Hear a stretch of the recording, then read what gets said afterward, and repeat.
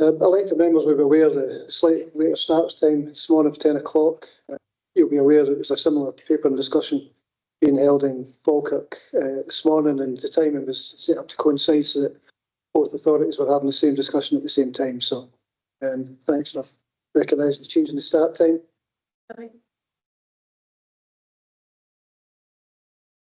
Also, welcome back, Councillor Benny. It's good to have you back in the chamber. I know you've been off in a period with some ill health, and I know you've been back the last couple of weeks in and out of the building, but it's nice to have you back, and I hope you're on the road to recovery. Thank you. We'll run through the protocol first of all, as always. All visitors must sign into the visitor book at the entrance to Kilcraigs. This includes council staff from other buildings. There's no planned fire evacuation drill or alarm test today. If the alarm is activated during your visit, you must exit the building immediately. Council officers will direct you to the nearest fire exit and escort visitors to the building fire assembly point beside the Solar Man at the top of the Parliament Walk. Kilcraig staff should report to the floor's assembly point. You should remain at the assembly point until directed to reoccupy the building and only re-enter once the fire marshal is advised it's safe to do so. Please do not attempt to leave the site by vehicle and clear to do so by the fire marshal to ensure access routes are kept clear for emergency vehicles. Please note that this is a public meeting and that members of the public may be in attendance. The meeting will be recorded by the clerk and published online for public viewing. The taking of photographs, including screenshots or video recordings, are not permitted during the meetings unless with express permission of the convener.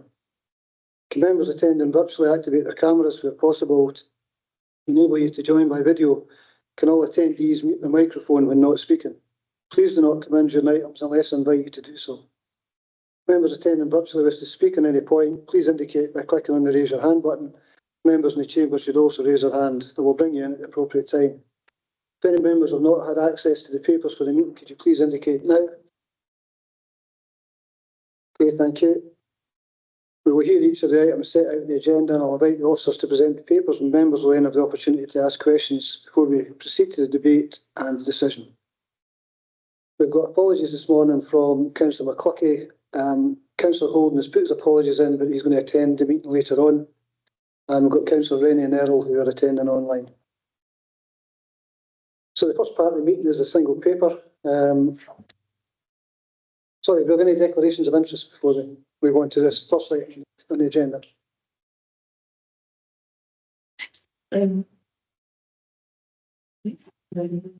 Sorry, Councillor Rennie.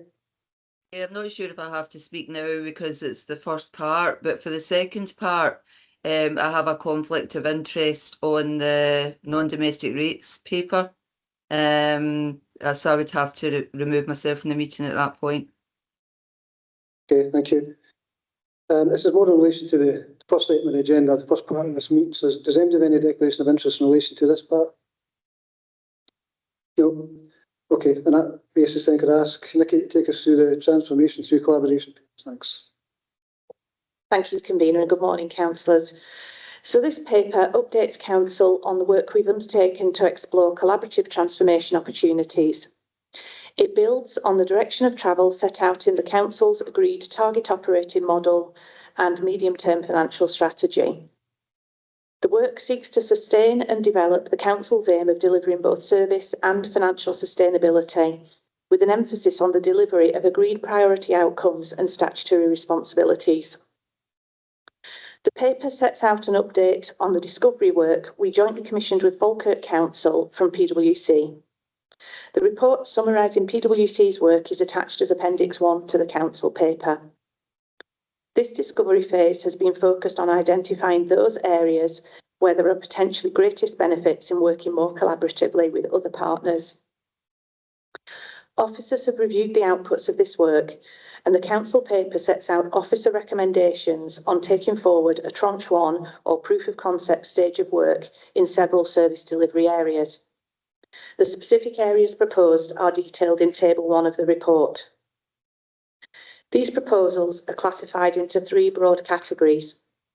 Firstly, local, where these are proposals where there'd be a small number of local partners, more likely to be councils, but not necessarily limited to just Falkirk and Clackmannanshire. Secondly, regional or regional plus, where we believe there is a potentially greater benefit of looking at alternative delivery models, working with a greater number of partners to maximise the potential economies of scale. And finally, in the Once for Scotland space, where we believe there is potentially greater benefit in looking at harmonised arrangements across local government services, systems and processes. Should Council agree to the proposals, the next phase of work will enable a deeper dive into these functions with the aim of developing a solid business case for integration, or conversely, making recommendations to either amend or halt work. The paper also details a significant tranche of parallel work streams, such as governance, financial due diligence, legal and workforce considerations, all of which are required to support the potential level of transformational change proposed. Additionally, there is significant emphasis placed on the priority that will be afforded to stakeholder communications and engagement, both internally and externally. To assist both councils with taking forward this work, a joint bid was submitted to Scottish Government's Investor Safe Fund, and we've been offered £2 million towards the cost of taking this work forward. Subject to Council's approval, this offer would be accepted and an Officer Programme Board established to draw up the details of the programme, including timelines, lead officers and resource allocations. It is envisaged that there would be regular updates on progress through our established reporting routes of the Strategic Oversight Group, the Be the Future Board and the regular Be the Future Update Report to Council, which comes at each Council cycle. For clarity, at this point, Council is being asked to approve the schedule of service areas for further work. At this point, there will be no change to current arrangements. Any proposals following completion of business cases would be subject to Council governance and the usual consultation processes. I'm happy to take any questions on the paper. Okay, thanks, Nikki. The paper's now open for question.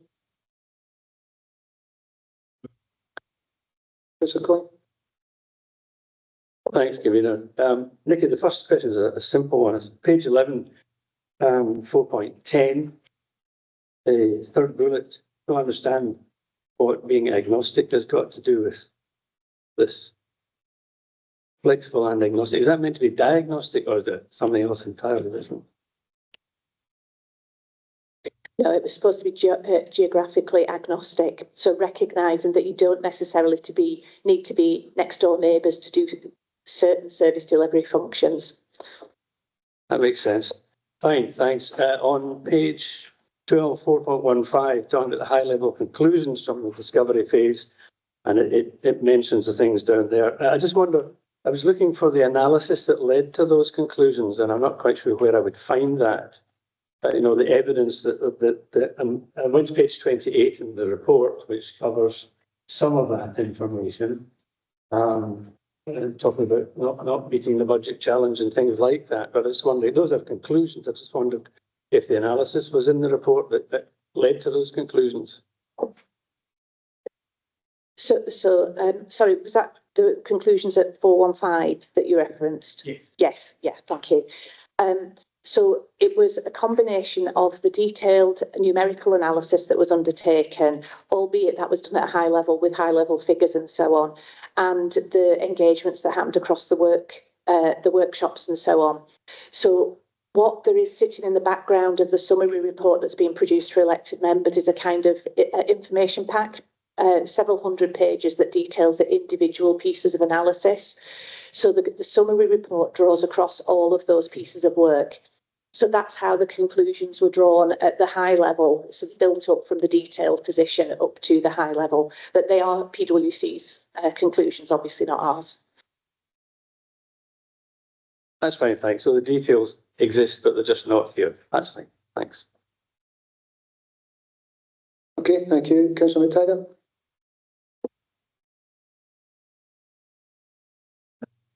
Thanks, Convener. Excuse me. I'm just looking at the future of this. When it's talking on page 17, governance, budgets, etc. So, can I assume that in the future there might be a collaboration between Falkirk Council and Clackmannanshire Council where elements of this overlap around the governance specifically and around determining how budgets are spent? It's a good question. I think we kind of need to step through a few bits of activity before we get to that point, if I'm being honest. So what I would expect is that when the business case is subject to council agreeing today, and obviously subject to Falkirk Council agreeing, the business cases would go ahead. The first thing would be to outline the scope for those business cases that may identify a range of potential options. Depending on what's in those options, that may have implications for governance, finance, etc. So it'll very much depend on what the shape of the proposals are, what the potential impacts might be. And that's why we actually took a conscious decision not to go and try and do this work before we'd actually done the business case work, to try and suggest the model up front, because depending on who the partners are, coming to your point about, is it Falkirk and Clackmannanshire, across the three categories of potential different types of models that I put out, it was only the local one really that would potentially give you the bipartite or tripartite or other, those smaller arrangements. You'll see that the bulk of the proposed activities in the kind of regional plus area, which could bring on quite a lot of other partners, which may mean that the governance considerations need to be different. Similarly, the financial considerations may be different. So it's a bit of a horses for courses. We need to see what the level of interest is at individual, business case level before we determine what the proposals would be in terms of taking that forward. Thanks. Okay, thank you, Councillor Martin. Yeah, it's maybe a bit previous to ask, but there's been a lot of hard work done on lobbying for extra funding in alignment with our need in Clackmannanshire. So where would that sit with, this collaboration? So we've got, if you think back to the work that we did with the medium-term financial strategy, we identified a kind of multi-pronged approach to delivering service and financial sustainability. The two things that you've mentioned are two of those prongs. So they all need to work in harmony. There's not a single one of those that are likely to deliver the outcome that we need, though. When you look at the scale of the challenge going forward, we need to keep pushing forward on all of them. So if you think about it, it's not just the financial challenge in terms of what we're experiencing through grant funding. It's the additional financial pressure that's coming from what we've seen in terms of upward pressure on cost of goods and services. We know that we've got increasing demand in a number of areas, especially with our particularly ageing population in Clackmannanshire. So we're trying to get into the place where we're delivering medium to longer term sustainability. So you need to do all of these things to make sure that you're able to deliver that, because it's very unlikely that one of those actions alone would deliver. And can I also ask if this is passed today, the report that comes back will have a real clarification of benefits to the public and the council? So what you should expect to see is, I was talking to Kenneth, the Chief Executive from Falkirk, just about this. Subject to the two councils agreeing, one of the first things we would do is look to develop that work programme, so that first of all you'll have a very clear idea of what work's taking place, how, when. So you'll have clear timelines with clear leadership on each of those work streams. As and when each of those individual pieces of work are completed, those business cases will start to flow through the mechanism I mentioned at the beginning. So it would come into council. You'll be regularly briefed through the Be the Future board and so on progress. So you'll be getting feedback all the time on the progress we're making. Specifically in terms of governance, though, decisions, the business cases that come forward will be proper options appraisal that demonstrate the benefits. And one of the things that I would be really keen to emphasise is we need to make sure that those benefits are capturing not just the financial benefits, but also our ability to deliver on our statutory responsibilities and deliver on our agreed priority outcomes as well. So that's a really important part of why we want to look at this piece of work, because increasingly we're starting to find that very challenging away from, in addition to the financial challenge. It's linked to it, the fact that it's getting harder and harder to meet our responsibilities, and we're trying to make sure that we're mitigating against that for the future. Last question is Just can you use your mic? Sorry, thanks. the thing that leapt out immediately was a risk regarding dilution of services. The report that emerges from this will address that comprehensively. I take it as well. Do you agree?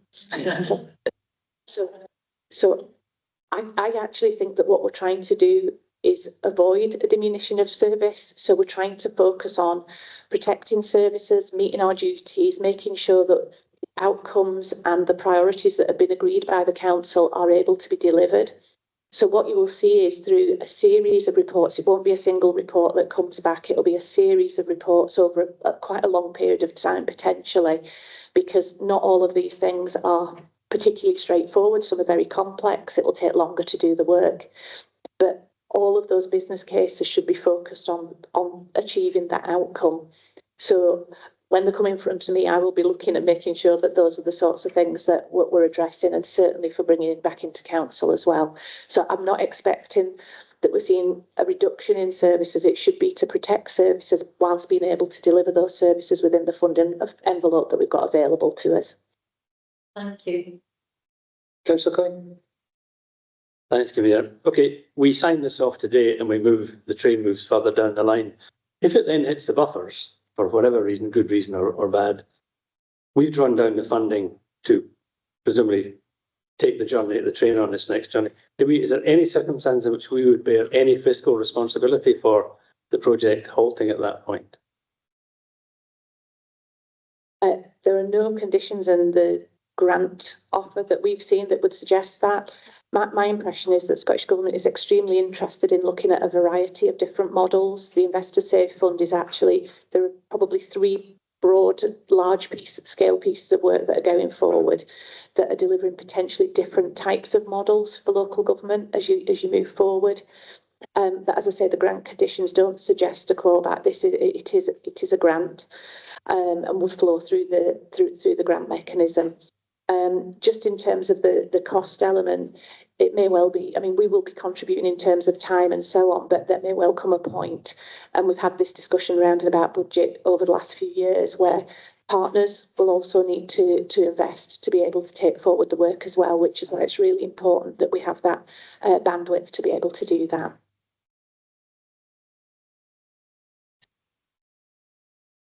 Is that you, Councillor Coyne? Yes, Yeah. Councillor Quinn? Hi, thanks. Yeah, so understanding right, it's not really an all or nothing thing. So what we're agreeing today is we'll make the business cases for the items in tranche 1. Then it's a case of if we agree and Falkirk or whoever else wants to get involved agree, then we'll go ahead and take our items. But if for some reason, if there's 1 or 2 of these things, for example, that we really don't think are what we want to do it ourselves here, then that's within our gift. We're not having to sign up to everything or nothing at that point, but we could choose. Is that correct? Yeah. The decisions that will come to council will be on an individual business case basis. And the other thing is that, I mean, just by experience of this type of work, sometimes it's quite apparent quite early on whether or not something's going to fly. So we have an agreement with Falkirk that if actually we both think at a point in time, however early on in the process that is, that we're struggling to scope or something like that, we wouldn't have a problem in reverting to both councils and proposing that work is halted in favour of other priority work. So that's a very open understanding between both councils. Thanks. Okay, do we have any other questions? Okay, Councillor Harrison. Thanks, Nicky. Do we share services just now with Falkirk or any other local authorities? Yeah, we share several arrangements. So probably the one that springs to mind most readily is the arrangement on internal audit with Falkirk. But we've got a number of services that we deliver either in partnership or on a shared basis across both valleys. So with Stirling, we've got a number. I know when we did our best value review, I produced a big long list of all the things we do. There's several functions that we do that. So it's not an unusual thing. I think what is different about this is the fact that you're looking to do this within a more managed corporate way, and also the scale, obviously, because some of the services that we currently do are smaller, more discrete functional areas. This is looking at potentially broader areas so that you maximise the benefits of the connecting pieces between the different services. Okay, thank you. Is that it? Councillor Forson? Yeah, I suppose one of the issues that's come up to me is there's a bit of worry amongst staff about what this might mean for them. So I'm just wondering what assurances we can give them that, you know, that proposals are going to be developed. We're a long way off from kind of reaching any decisions, and really that the aim of this work is to sustain service delivery and jobs within Clackmannanshire. I think you've summed it up really nicely. So that is exactly the point that we're doing this, so that we're not into a place where this council is just focused on the funding envelope that's available and it's just cutting at services. What we're trying to do is sustain the delivery of services, but just finding different and more creative ways of doing that. We will always need to deliver the services and some services, particularly at a very local level. A number of the things that we deliver have to be delivered in that way because of the nature of the services. There are other things that can be delivered in slightly more innovative ways, but we'll look across the whole suite of that with a view to the protection of services and trying to maximise the opportunities for staff as well. I mean, I've spoken recently about some of the recruitment retention issues that we've been experiencing, which have been really quite acute in some service areas.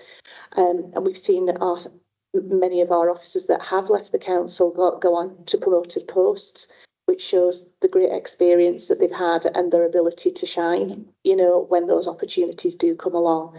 So I would hope that that will become more and more apparent as we step through this process with the engagement that's been committed to. Okay, thank you. Councillor Coyne? Just to follow up to that, I mean, is it the case that if we flip this over and do nothing, that the impacts on employment, etc., will be far more drastic? I think that's a reasonable conclusion you could draw from where PwC got to in their assessment. So what was clear was that when they looked at the original three models, that neither council would deliver the intended objectives of both service and financial sustainability by continuing on our own. Even with all the transformation work that we've got in place and that Falkirk has in place, it's insufficient to meet the level of challenge that's facing us.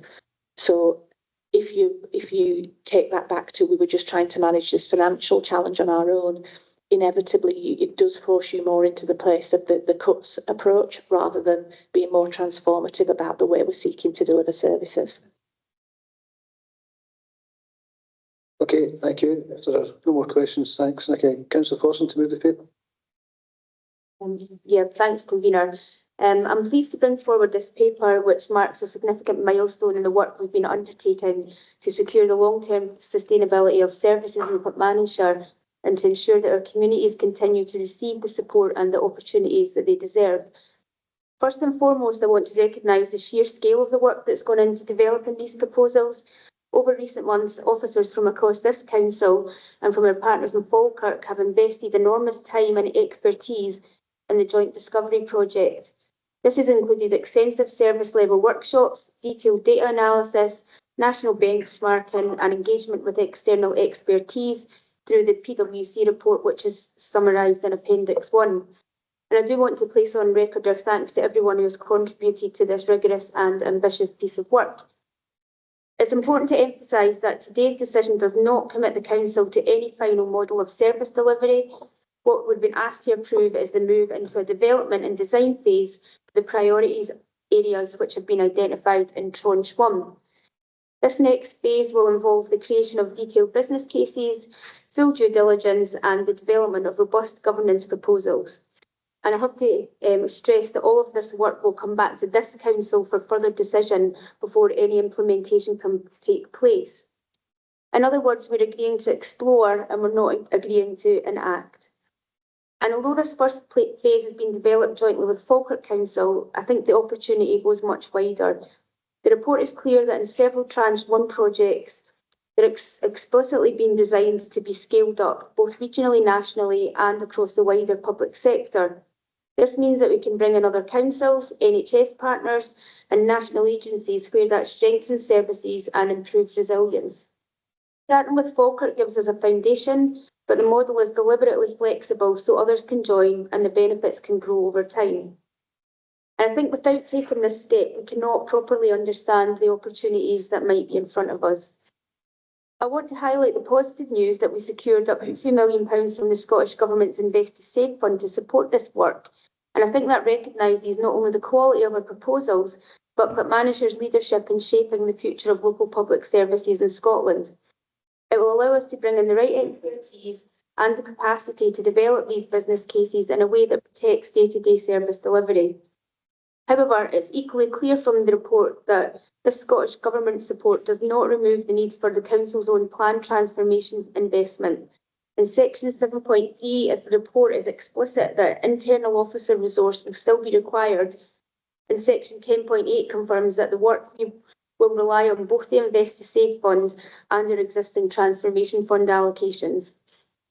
So the message is clear: the government support helps us accelerate this work, but it does not replace the need for our own investment.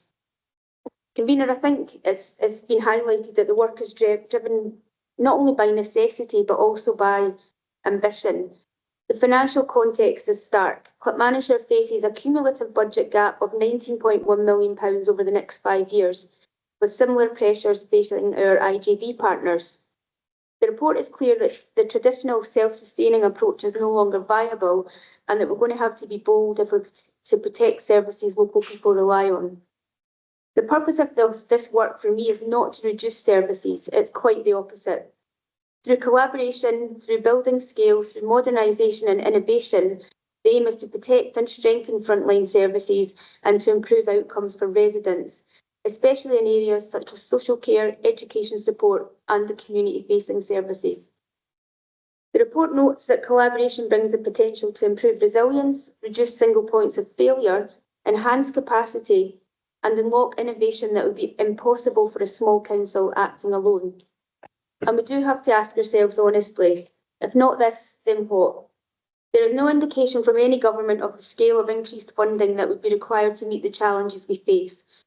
This means that we must seize the opportunity to drive our own destiny and take forward the options that give us the greatest chance of protecting services for our communities. In many respects, Clackmannanshire is well placed to lead in this work. Our experience with partnership working, our early adoption of the target operating model and the Be the Future programme all provide a strong foundation. Finally, I think this work positions Clackmannanshire at the forefront of the wider public sector reform agenda.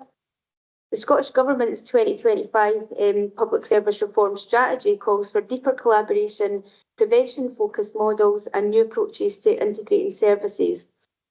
Section 3.4 of the report explicitly recognises that we must be willing to be brave and to innovate in service of communities. The work we're undertaking with Falkirk has the potential to act as a test of change for the rest of Scotland, and that's something the Scottish Government has already acknowledged through the conditions of the Invest to Save award. So this is an opportunity for Clackmannanshire not only to safeguard our own future sustainability, but to shape the future of local government more widely. And I think the report represents a significant moment. It marks the start of a careful, detailed, evidence-based process. It brings investment, opportunity and the potential for substantial savings. And above all, it puts us in a stronger position to protect the services that matter most to the people of Clackmannanshire.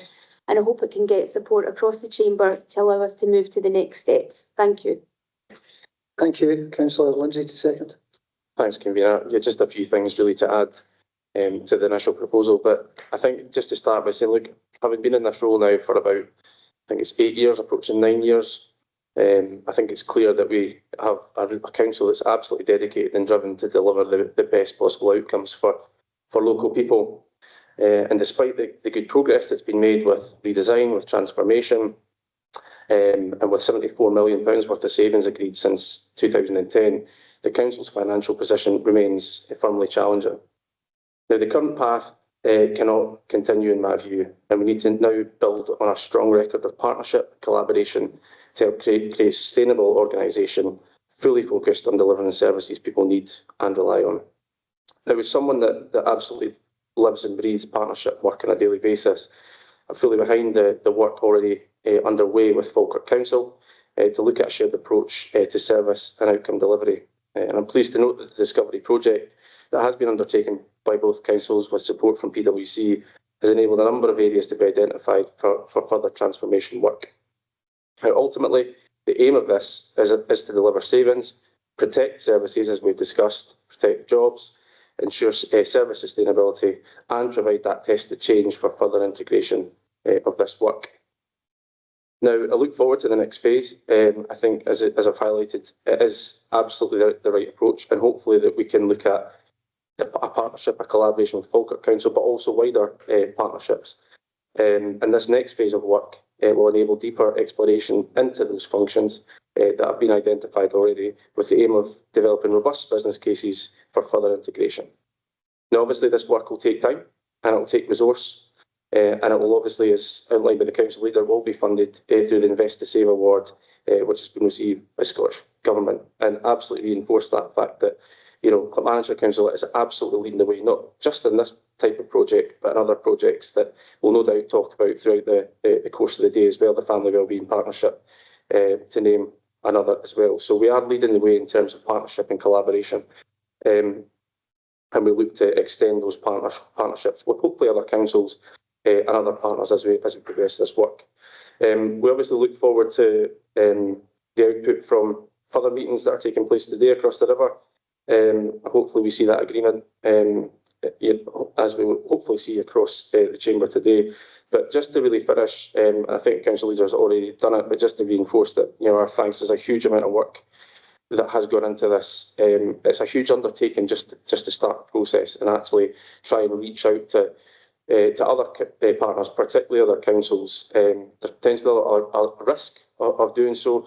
So it's a brave thing to do, and I think it deserves a lot of plaudits, a lot of thanks, particularly Chief Executive who's led that work alongside the directors and a range of other officers throughout the council. So just to finish on that, I know this is the start of the work, but I think we should pause and reflect and say, look, it's brave to take this on, it's the right thing to do, and we're being rewarded by the government by doing that. So I'll leave it at that for now. And okay, thank you. The paper's now open for debate. Anybody wish to debate? Councillor Rennie? Thanks, Chair. Yeah, I was reflecting on this. We've been talking about it for a wee while, but in the third sector over the years, we realised that we had to work together to survive, because, you know, we had to form a lot of partnerships. Those partnerships were often extremely challenging, often pulling together everybody and making sure everybody was working together was a really challenging situation. So I realise and reflect on what other councillors have said in terms of the vast amount of work that's been involved in getting us to this point. But I also agree that we can't just keep going on saying in 3 years' time we're going to have a huge deficit, or these deficits are just going to continue year on year and we're continually having to cut services to meet that. So we need innovation, we need change, and certainly I've found in the past that working together is a good way of creating that synergy to ensure that you actually can not only cut costs but also learn from other partners as well. So I think it's not just about cutting costs, it's also about learning. So I know we've got a long way to go, and you know, when we discussed it as a group, we know that there's a lot still to happen till we get to that point, but I'm very keen to support this paper. Thank you, Councillor Rennie. Councillor Martin? Yeah, I would agree. How far can you chip away at services before they're in terminal decline? I think it's it's sensible but necessary to do this, and it is early stages. But it's what's the alternative? Languish over the next 2 or 3 years. So no, I would also say, thanks for the huge amount of work that's gone into it, and there is a lot of work ahead. Thank you. Any other contributions to the debate? Councillor Benny? Thanks, Chair. Yeah, really just looking in the future, having been away for a wee while, I know how difficult it is to get things brought together and start going forward on it. And I think we, as has been said by Kathleen, that we need to do this. There isn't a if or but. If we don't do it, what do?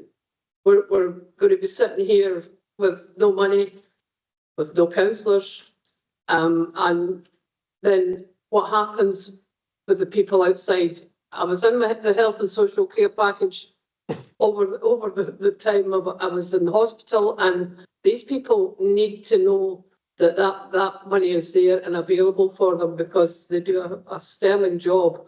And it's just a shame that sometimes they can't do the proper job because they don't have the facilities and the money to do it. So it's even just for the health and social care, it needs to be amalgamated and made stronger. And I think it will be stronger by people, much more people who are within the business and know what they're doing. Thanks. Thank you. Any other contributions? Councillor Silly? Yeah, Chair.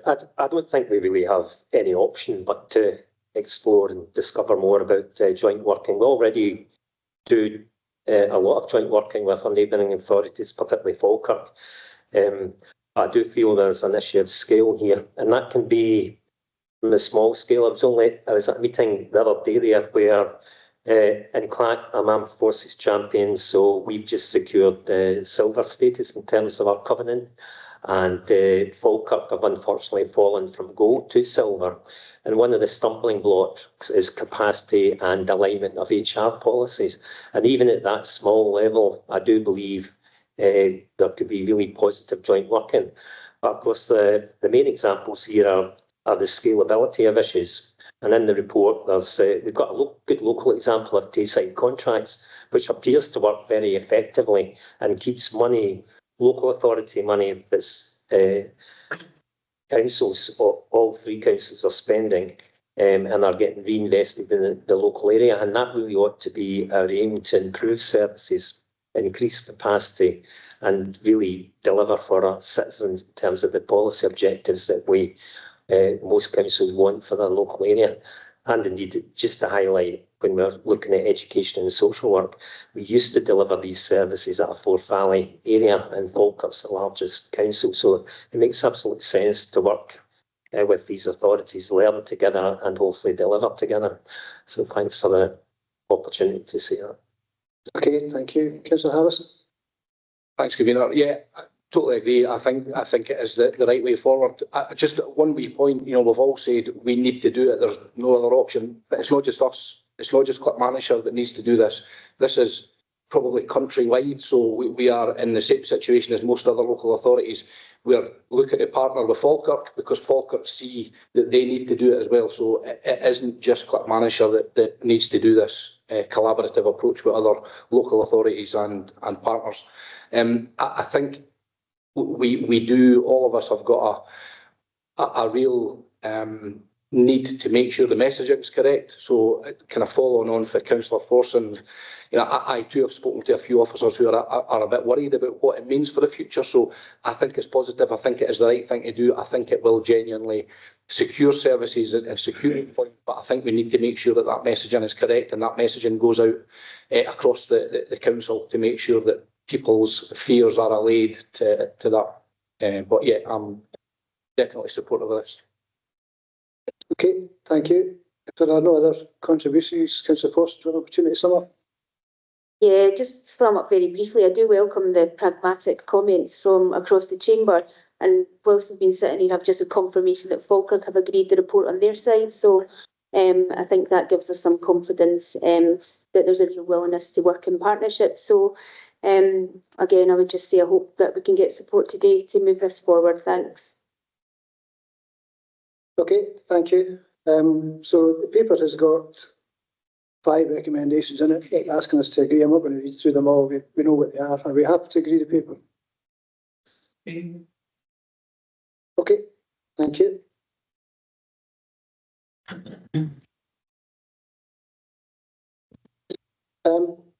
Colleagues, it's probably going to be the first time I had a stop as early as this, but we're going to stop for a 15-minute break and come back to reconvene to the second part of today's agenda. If that's okay.